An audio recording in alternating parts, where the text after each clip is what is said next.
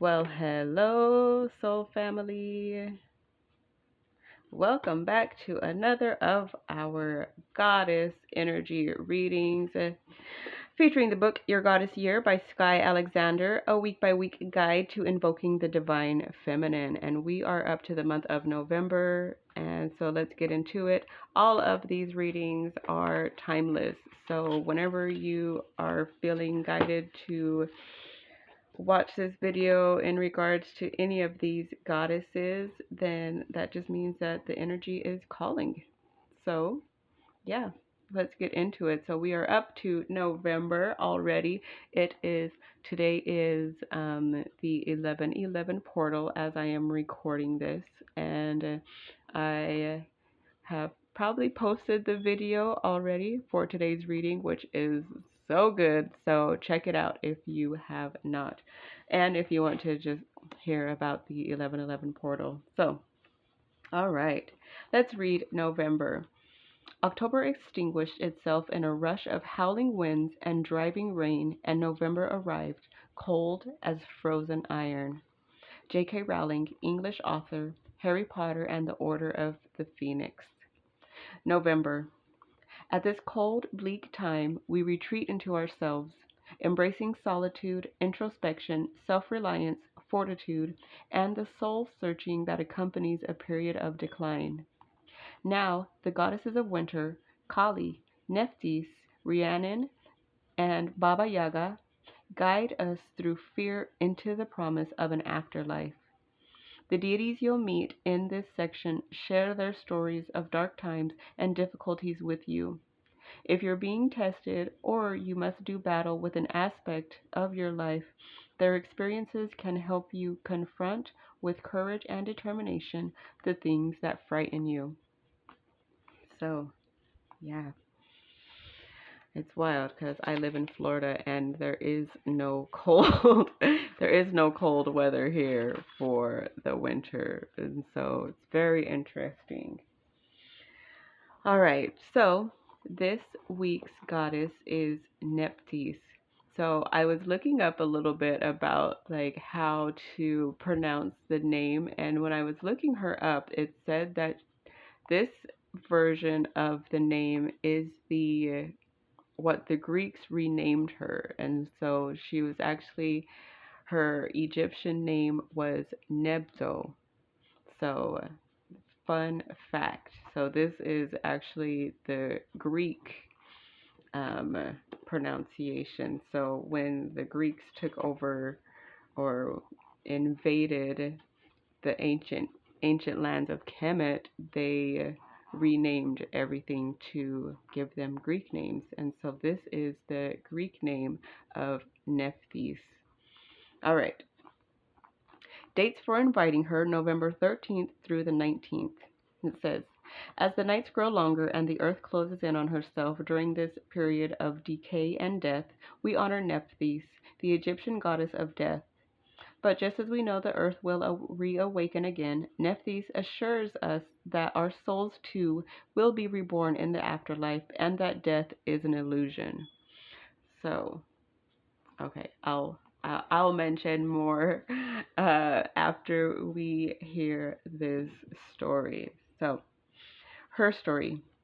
Known as the friend of the dead, Nephthys guided the souls of the deceased into the afterlife and protected them in their transition from one realm to another.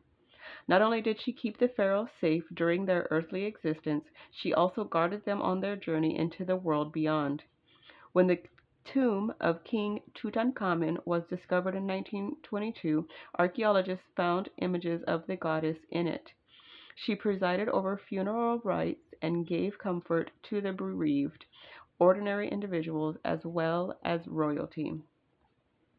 The goddess is probably best known in Egyptian mythology for assisting her more famous sister Isis July 10th through the 16th after Nephthys' jealous husband Set killed Isis's husband, Set's older brother Osiris, and dismembered him.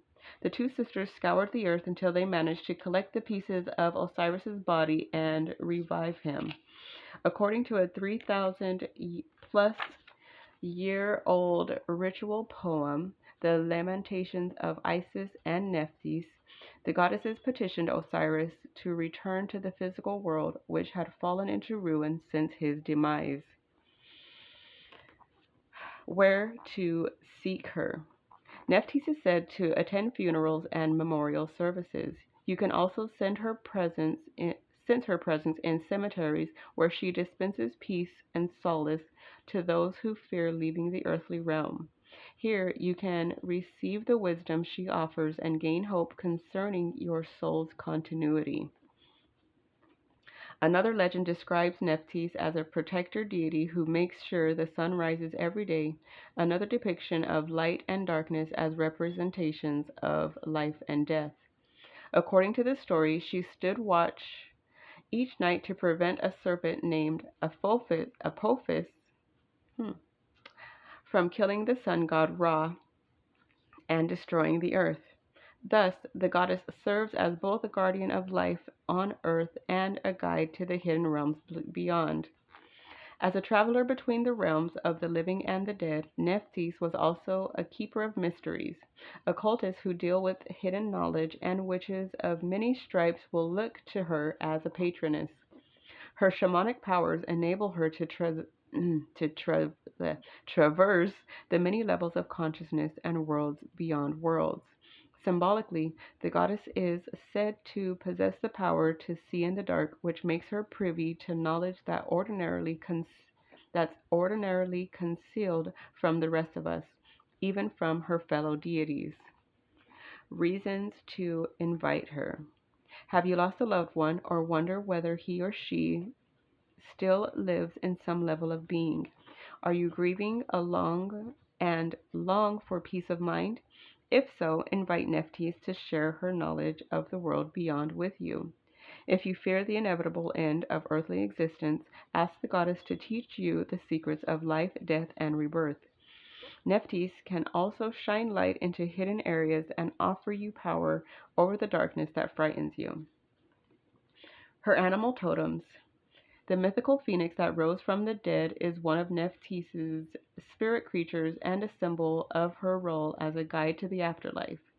Legends also put this goddess in the company of hawks and falcons, birds known for their keen eyesight, and artists sometimes show her with feathered wings.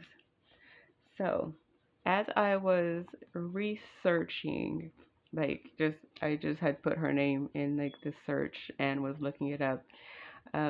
It says that this is just a goddess that the ancient Greeks made up, just that she was artificially, uh, what is it? Like that she was just artificially made to be the accompaniment of Isis.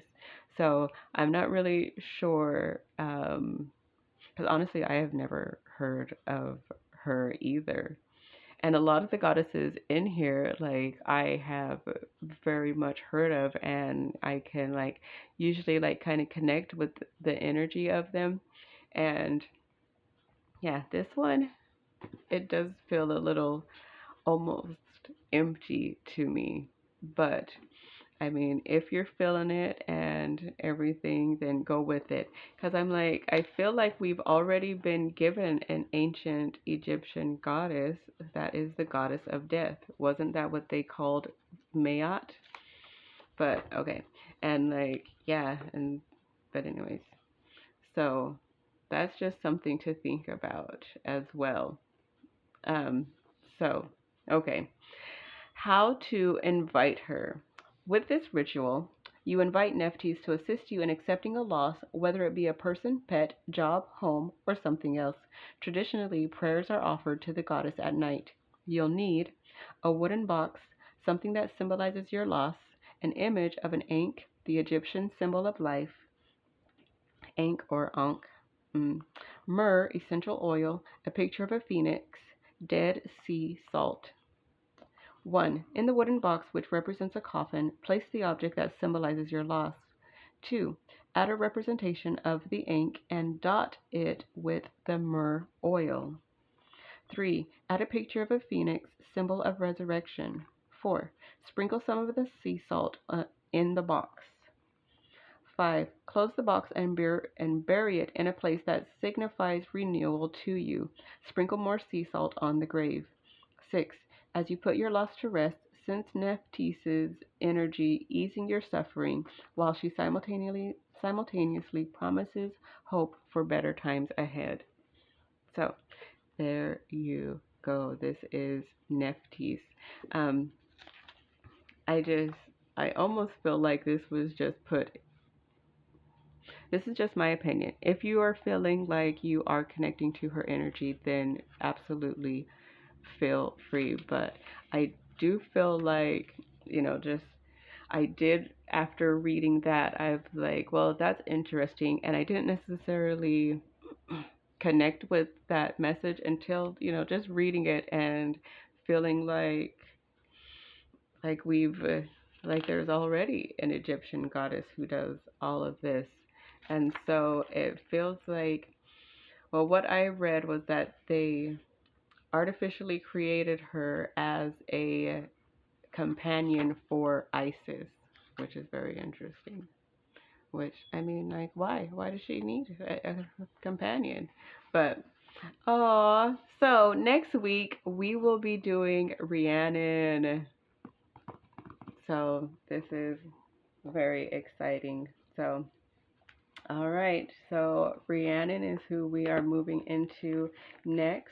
So I hope you all found something that at least resonates with you to some extent.